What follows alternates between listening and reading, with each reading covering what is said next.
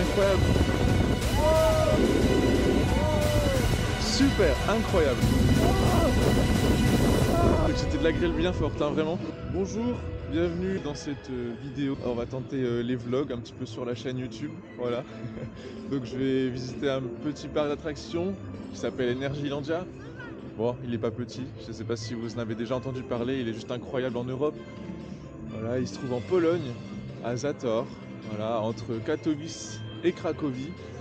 Voilà, je vais vous expliquer un petit peu aussi combien ça coûte de faire un voyage jusqu'à Energylandia. Éventuellement, si vous avez des questions, bah écoutez, je vous laisse les mettre en commentaire. Bonjour à tous et bienvenue à Energylandia.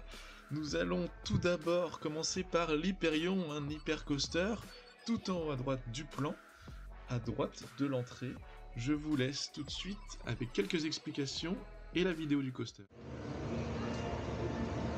Regardez-moi cette merveille. Voilà, hypercoaster de chez Intamin. On l'a déjà testé, autant vous dire que c'était une énorme dinguerie. Maintenant on va le refaire. On va essayer de filmer pour vous proposer la vidéo sur la chaîne. On se dirige vers l'Hyperion, le premier coaster de la journée, avec des statistiques incroyables, une descente de 82 mètres, ce qui en fait le 7e coaster avec la plus haute descente du monde, et 142 km/h de vitesse de pointe, ce qui en fait le 10e coaster le plus rapide du monde.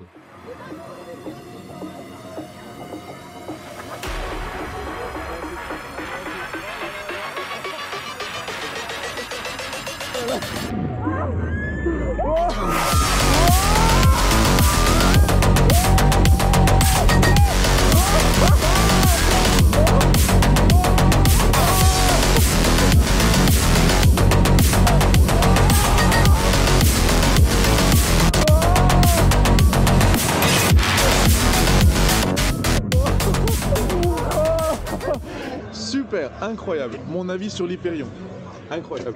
Juste, il est juste magique, c'est incroyable. La descente est folle, bien sûr qu'on le refait, bien sûr qu'on le refait. Il est juste incroyable, on nous donne des lunettes de vitesse. Alors, pour vous donner une petite idée, regardez juste la file d'attente en général qu'on a. Voilà. Ça monte tout là-haut, c'est assez interminable. Alors sur les fois où on est venu précédemment, on n'a jamais eu à monter tout en haut. Mais ça peut quand même aller très très loin. On va maintenant se diriger en bas à gauche de votre écran vers le Formula Moya, le prochain coaster de notre périple. Cette attraction construite en 2016 par le fabricant Vekoma propose quelques statistiques intéressantes avec un large de 0 à 80 km/h en moins de 2 secondes, 3 inversions, une vitesse avoisinant les 80 km/h, une hauteur d'environ 25 mètres et une force d'environ 3,8 G. Allez, c'est parti. Du coup, on se dirige vers... Oh là là, ah ouais, putain c'est chiant. Hop là. Alors quand même, petite explication, parce que c'est fou. Le coaster ne fonctionne absolument pas en fait. Il ne tourne pas parce qu'il n'y a personne. Voilà, il y a vraiment mais personne.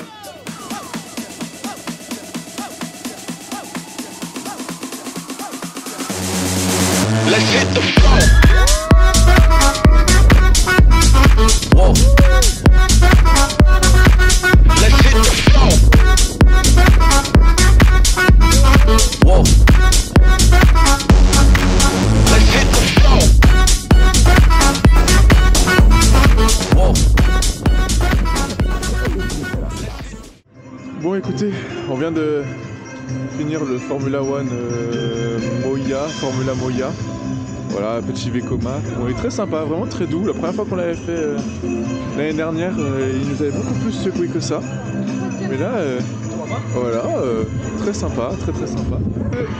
On puisse partir.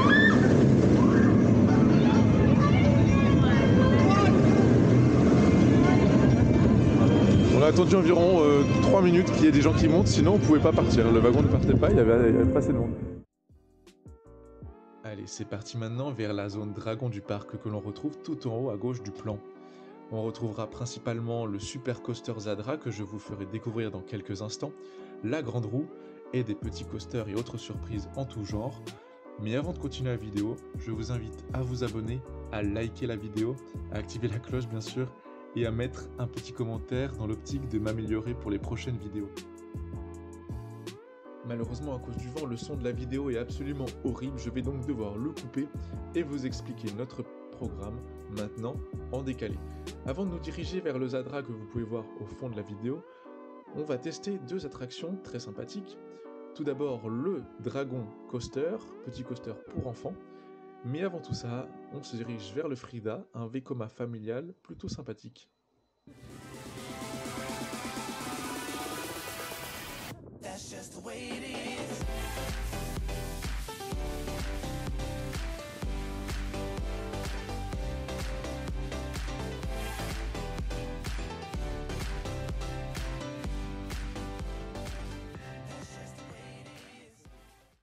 On sort du Frida, donc comme prévu, deux petits tours du manège Vekoma, fabricant Vekoma, pardon.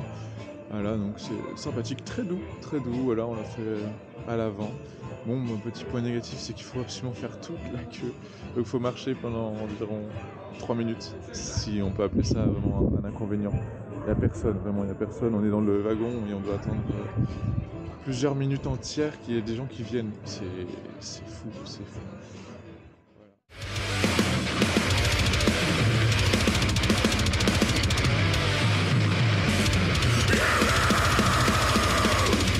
Ah.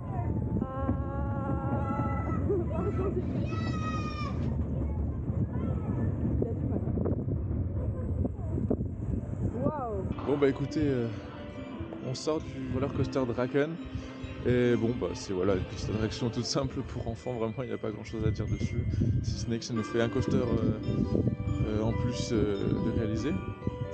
Voilà. Ouais, on va se diriger vers ce monstre qui est le Zadra RMC.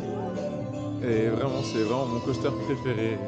Incroyable. Dans le thème chevalier dragon, un petit peu, voilà. On va donc maintenant tester le Zadra, toujours avec ses 0 minutes d'attente. Allez, c'est parti. Le monstre que vous avez devant les yeux est le Zadra, construit en 2019 par le fabricant Rocky Mountain Construction, plus connu sous le nom de RMC, est une énorme dinguerie. J'ai vraiment hâte que vous le découvriez.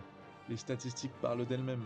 121 km/h, une hauteur d'environ 63 mètres. 3 inversions que je vous laisserai découvrir dans la vidéo complète du coaster que je posterai sur la chaîne dans très peu de temps. Maintenant, je vous laisse avec un aperçu du coaster. J'espère que ça va vous plaire parce que c'est vraiment une énorme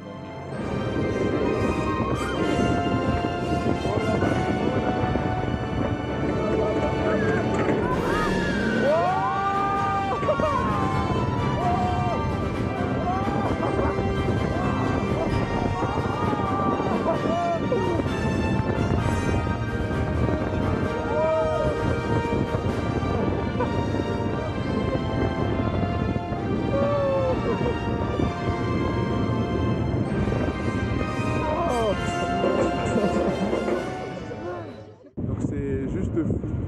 Alors, tout devant, impressionnant, vraiment très impressionnant, beaucoup de sensations, beaucoup de vitesse. La première drop, elle est très impressionnante. L'inversion, juste ici, est folle. Donc on a 3 inversions sur ce coaster, hein, c'est vraiment fou. Un angle à 90 degrés, la chute elle est vraiment impressionnante. C'est juste fou.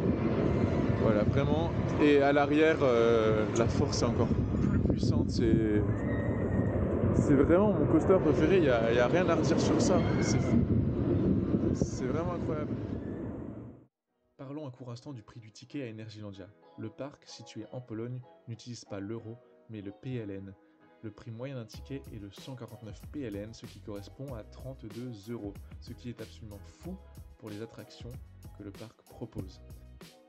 Si vous voulez vous rendre au parc Energylandia, je ne peux que vous conseiller d'aller regarder sur leur site internet si une offre ou une réduction n'est pas en cours, car en effet le parc en propose très souvent et les offres de ce type ne sont pas négligeables. Par exemple, nous n'avons payé que 17 € notre deuxième journée au parc. On va quand même trouver la déco la plus flippante du monde. Et bah attends, mais ils ont fait un mix. Ils ont vraiment fait un mix entre Halloween et Noël. Bon, je vais pas vous mentir. Ah, je comprends absolument pas le polonais. Il y a un peu de vent, hein, je sais pas si vous le voyez avec mes cheveux, mais là, du coup, on va aller manger. Voilà, donc c'est le restaurant principal un petit peu du parc finalement. Voilà, je vais vous montrer un petit peu ce que ça donne. C'est clairement pas fou, mais les prix sont encore une fois très abordables. Allez, c'est parti.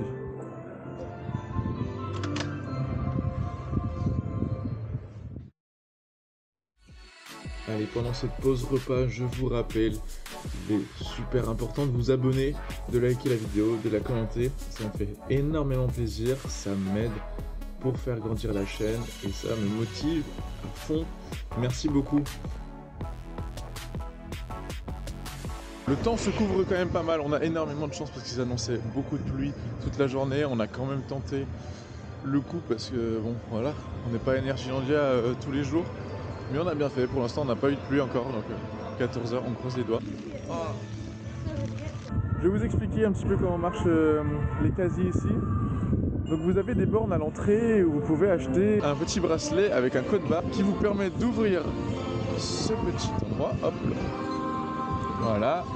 Donc là on va quand même mettre en anglais. Hop. Open. Hop. Voilà, c'est ouvert et on peut mettre les affaires. On n'a plus qu'à refermer et c'est bon. Là vraiment c'est l'apocalypse là. On va essayer de terminer tout ça et puis on va refaire un petit peu les attractions par-ci par-là. Vous verrez tout en vidéo. Oh il pleut. Oh il pleut. Oh là là. Oh ça grêle. Oh ça grêle. Oh.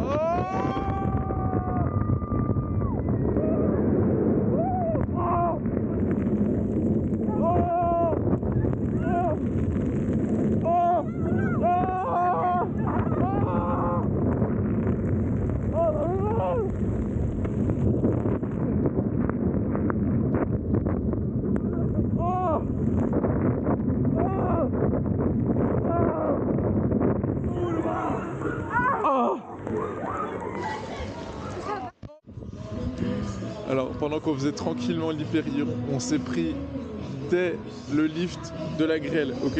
On a senti venir le truc, c'était de la grêle bien forte, hein, vraiment. On a commencé à mettre les capuches, à remonter ça. On a les lunettes de protection, heureusement. Et là, ça a été la catastrophe. J'ai les mains toutes rouges, enfin, personne n'a été épargné, c'est fou. Là, on s'est fait éclater par la grêle. Les extraits de la vidéo vous expliqueront ce qui s'est passé, mais en tout cas, on a eu de la chance. Heureusement qu'on a acheté ces délicieux ponchos ce matin.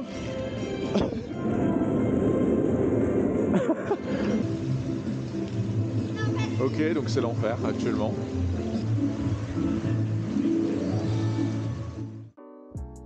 Maintenant que la pluie est partie, je vous laisse profiter des illuminations du parc. C'est plutôt très beau. Je vous rappelle que la deuxième partie de vidéo est en cours de préparation et sera disponible très prochainement.